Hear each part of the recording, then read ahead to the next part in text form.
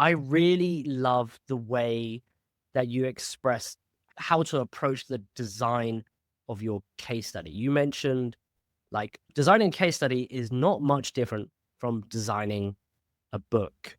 And why don't you sort of dive into that and tell me the meaning behind that?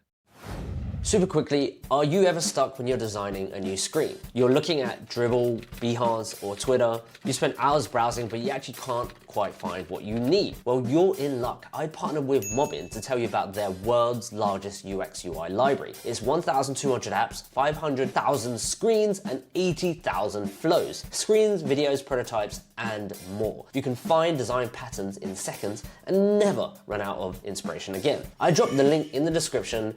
Check them out. Okay, now back to the conversation. An example we can take here is this example you brought up earlier with the book.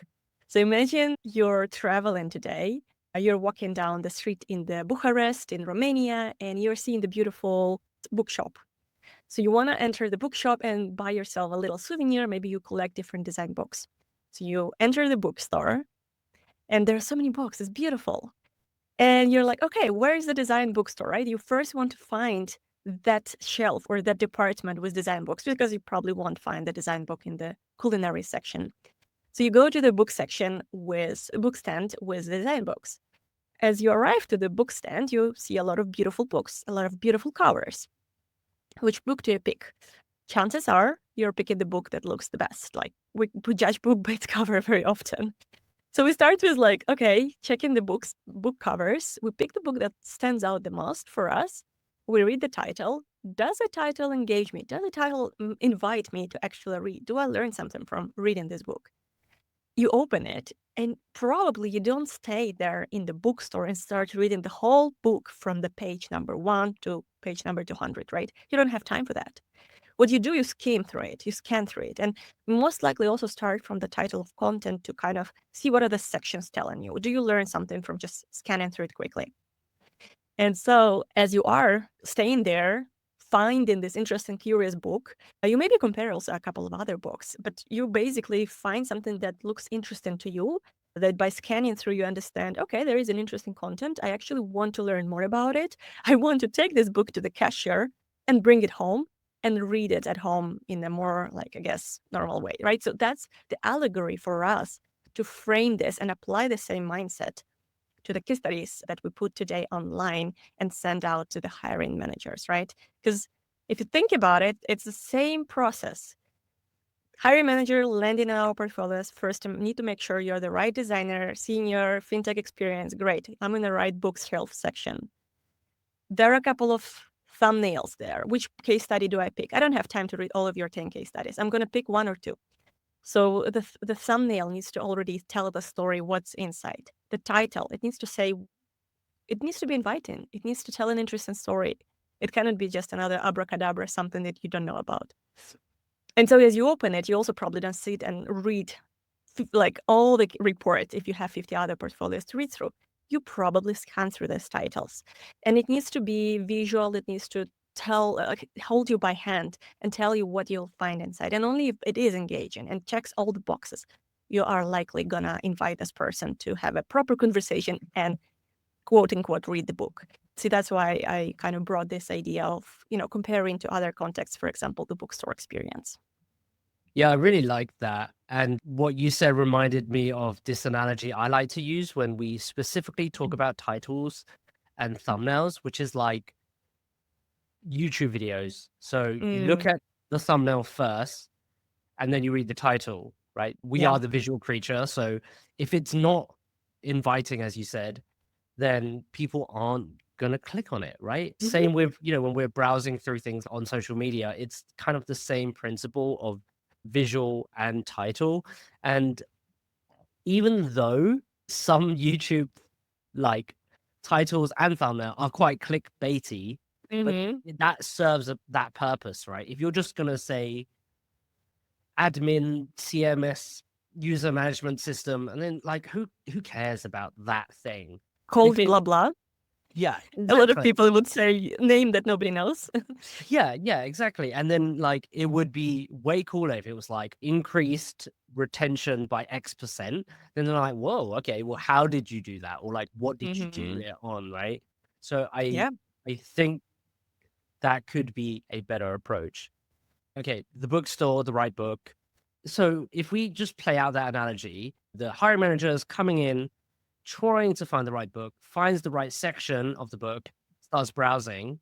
And then how do I, as the designer or author of the book, how do I make it sellable to that hiring manager? What does the hiring manager Mm. care about? There are a lot of components there, right? So obviously, because very often we don't know where to start, we start from this like default path, beaten path some people already took, right? We saw a few case studies on Medium, on Behance, on websites, and we feel like, okay, people follow this path. This seems to be safe. It works. I'm just, because I don't know how to do this the best, I'm just going to follow this path. What we don't realize is that when everybody follows that path, like hiring manager end up watching through hundreds of same portfolios. They look through the same. Another designer did user personas, did user journeys, did this and this and this and this. So I always want to remind this again. I already probably said this, but I'm gonna remind this just because we forget about this and we constantly think that it's a safe path. Let's just do this. It's definitely not gonna hurt. Unfortunately, it does hurt because the way to stand out today is to acknowledge who you are as designer, what are your strengths is, what do you want to pitch. You only have maximum 1 minute to make an impression. You have to pitch it. It's almost like an elevator pitch. You have to make sure you know what your strengths are, what you can bring to the table, to this business, understanding the business context, and which of those sides that you are proud of as a designer you want to put forward, because you probably can do everything. We all can do everything. We're professionals. But what are the things that will make you stand out in front of others? And that always starts from reflection and understanding who you are as designer. Even as junior designer, there are already soft skills you can take into account. Like if you worked into accounting, probably you worked under pressure and the high stress timelines, under analyzing a lot of details and finding the best problem solving solution, right? That's already an angle you can take. Or if you, I don't know, translator, or I don't know, like a teacher, you probably can put this like pitch of being empathetic, building the storytelling, etc. So what is the angle that you want people to take away from reading your case study? What's the thing that they need to remember you with? And we even have I have this workshop in the community I'm running where we literally start thinking about our case studies from literally understanding what is the thing that they need to take away from scanning your portfolio. What will people have to think about it? Like think about the Twitter things, like what will people post about you, like products do, right? Same, what should hiring manager think about you when they skim through your case study? And the second thing is, what would people working with me on this case study or in this project tell about me? What are the strengths that I showcased working on this project? Was it analytical? Was I help with solving quick problems? Was I very good with alignment? What are the things that actually were stand out in this project? And you kind of want to have those as the stellars and let them also partly tell the story. But then, obviously, it goes back to how do you write your story.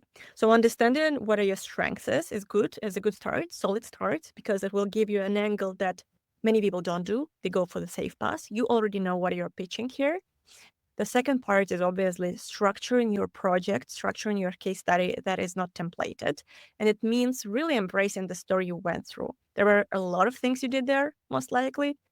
You don't want to turn this into a report. You really need to almost strategically prioritize the right parts of the stories. You want to understand the beginning, the end, and the middle, the classic storytelling, right? You want to understand what was the start, what was the opposite of it, what was the end.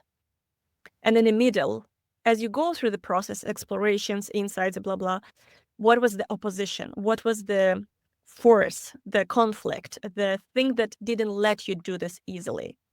You always want to make sure it also has some, like, not to say stress, but it has the opposing power that was preventing you from achieving this goal, something that you've learned from the insight that changed the course of your project, or something else came up in the company, I don't know, priority roadmap. So you had to do the pivot, or I don't know, the stakeholder was very against the design solution you were going for, right? So what are the things that didn't let you do this, and how did you overcome those challenges? Don't forget that if we want to keep it engaging, if we want hiring managers to actually scan through our project, it cannot be sugar-coated, beautiful, and everything was smooth. We always experience challenges. What was the challenge you went through and how did you overcome it? That's another thing I always want to make sure people remember when they write their case study. Want to listen to the full conversation? Click the video on screen now. Subscribe to the channel if you want to join us live. Oh, wait.